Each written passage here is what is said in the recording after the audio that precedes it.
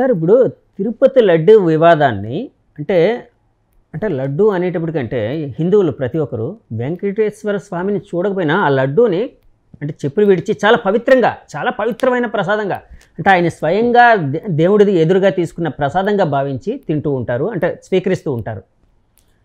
యాక్చువల్గా ఇప్పుడు మీ NDA government ఎందుకంటే మీ జనసేన ఎన్డీఏ గవర్నమెంట్లో ఉంది కాబట్టి మీ గవర్నమెంట్ అంటున్నాను, మీ ఎన్డీఏ గవర్నమెంటు అలాగే అటు వైసీపీ రెండు కూడా రాజకీయాలకు వాడుకుంటున్నాయని కొంతమంది అంటూ ఉన్నారు. ఇందులో తప్పెవరిదని మీరు భావిస్తూ ఉన్నారు?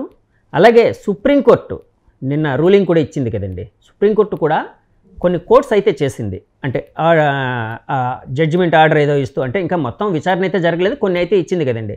సో గౌరవ కోర్టు ఇచ్చినప్పుడు లడ్డు వివాదాన్ని రాజకీయం చేయొద్దని కూడా చెప్పింది. సో దీన్ని ఏ విధంగా చూడాలంటారు?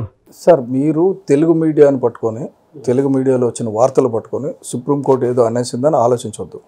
సుప్రీంకోర్టు మీరు ఒకవేళ నా మీద కేసు వేయడానికి వెళ్ళారనుకోండి, నేను ఇవన్నీ చేశారు అని చెప్పాను అనుకోండి, సుప్రీంకోర్టు అడుగుతుంది ఇవన్నీ చేశారట ఏంటి అని. అది విచారణలో తర్వాత తెలుస్తుంది. సుప్రీంకోర్టు అడిగింది కాబట్టి ఇవన్నీ చేశారని కాదు. ఇప్పుడు కేసు పెట్టినోడు ఏంటంటే దొంగ దొంగ దొంగ అని అరుస్తున్నట్టు వాడే దొంగతనం చేసి దొంగ దొంగ అనేసి కేసు పెడితే అవ్వదు కదా. వాళ్ళకి సరైన గుణపాఠం భగవంతుడు ఇచ్చేశాడు.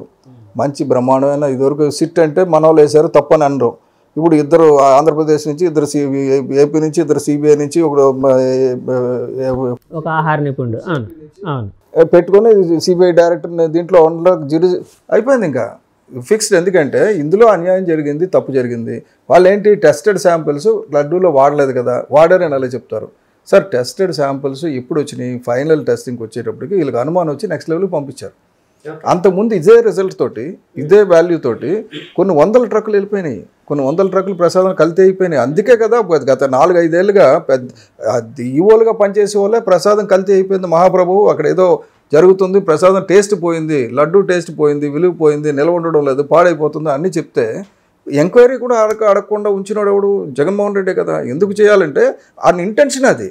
ఓకే, నేనేమంటానంటే అది పాలిటిక్స్ చేయకపోవడం పక్కనే బేసిక్ థింగ్ ఏంటంటే ఇది not only adulteration of food అండి, it's an attack on the religion. Adulteration on food will be dealt by the attack on Hindu emotions అని కూడా అనుకోవచ్చు కదండి. వాల్యూస్ డెఫినెట్గా పవన్ కళ్యాణ్ గారు చెప్పారు చాలా క్లియర్గా. ఒక ముస్లిం మీట్ తింటే హలాల్ చేసి మీట్ తింటాడు.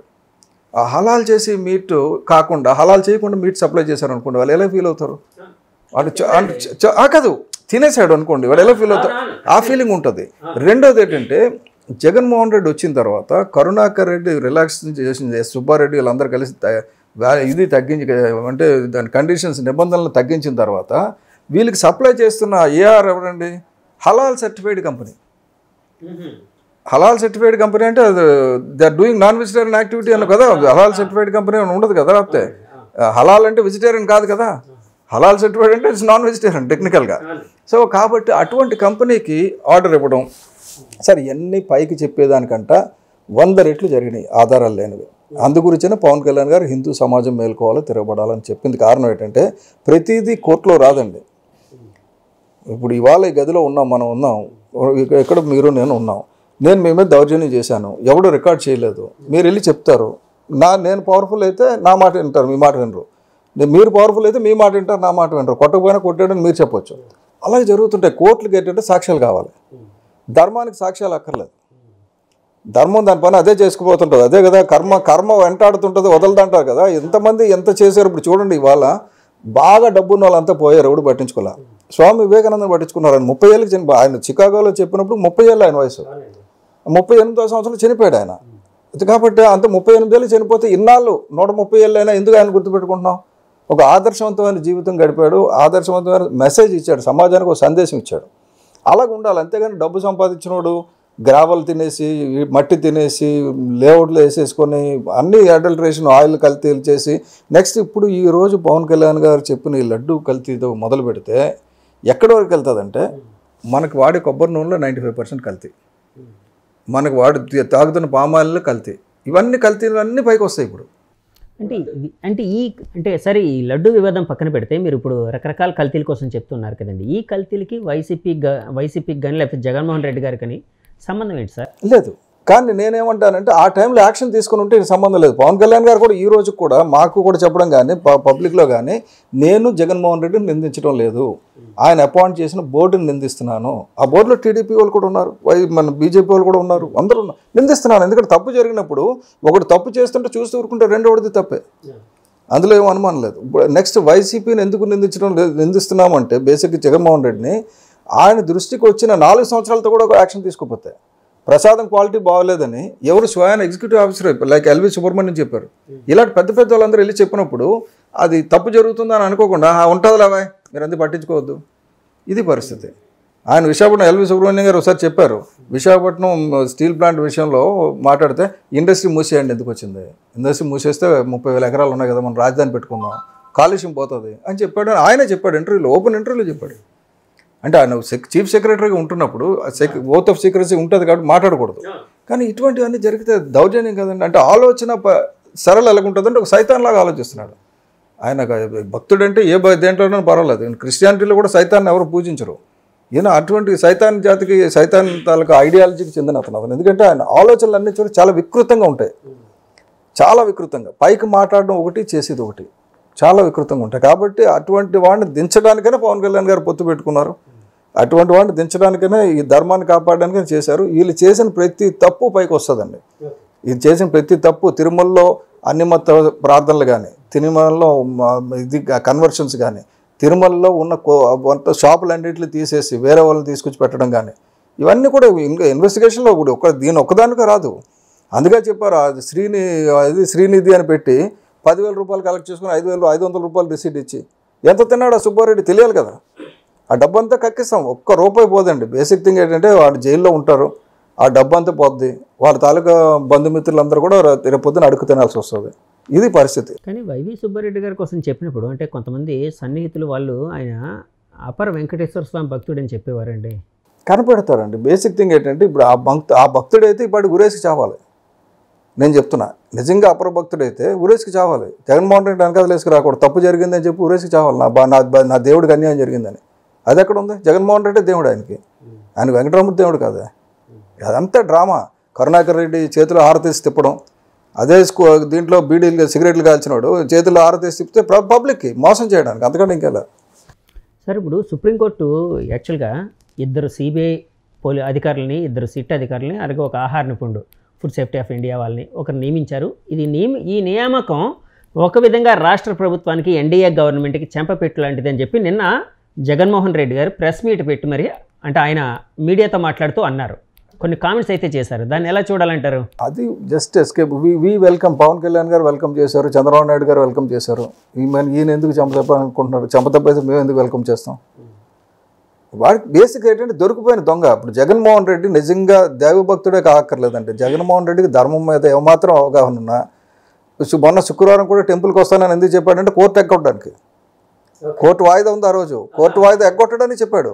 ఈ కోర్టుకు వెళ్ళి ముందు అసలు నిర్దోషిత్వాన్ని నిరూపించుకొని రావా బాబు. నీ మీద ఆల్రెడీ మన చేగొండ హరిరామ్ జోగయ్య గారు కేసు వేశారు, ఏది అర్జెంటుగా దీన్ని తేల్చండి అని. హైకోర్టు డైలీ బేస్లో దీన్ని ట్రయల్ కండక్ట్ చేయండి అన్నారు. తప్పించి తిరుగుతున్నాడు ఇంకా.